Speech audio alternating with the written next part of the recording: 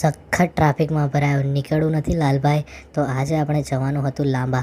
ચૈત્ર મહિનો ચાલુ છે એટલે આપણે દર્શન કરવા માટે નીકળી ગયા હતા અને રસ્તામાં ડીમાર્ટ જોઈને ઊભા રહી ગયા. કંઈ ખરીદવા માટે નહીં, પણ સવારમાં ટોયલેટ આવ્યું હતું. ફટાફટ કામ પતાવીને પછી આપણે મંદિર જતા હતા. ત્યાં તો સરસ મજાની ધજા ચડવામાં આવી રહી હતી અને પછી આપણે આવી ગયા હતા ફાઇનલી મંદિરે. તમે જોઈ શકો છો અને જોરદાર ખતરનાક લાંબી લાઈન હતી. કલાકે દર્શન થયા અને હું તમને દર્શન કરાવું છું. તમે ધ્યાનથી જોજો અને દર્શન કરી લેજો અને લખી દેજો કોમેન્ટમાં.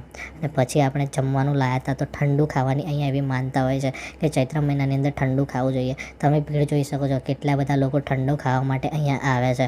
અને ફટાફટ જમી અને પાછા આપણે નીકળી ગયા હતા. ત્યાં તો તમે ટ્રાફિક જુઓ, શું હલવા છે ટ્રાફિકમાં. પોણો કલાક ટ્રાફિકમાં નીકળ્યા પછી આપણે આવી ગયા હતા લેન્સકાર્ટની અંદર, જે આપણે ફટાફટ એક ગ્લાસ બનાવવાના હતા. અને આ ખતરનાક બધી ફ્રેમો હતી, પણ ફ્રેમોના ભાવ સાંભળતા જ આપણને ચક્કર આવી જાય એટલું ખતરનાક હતું.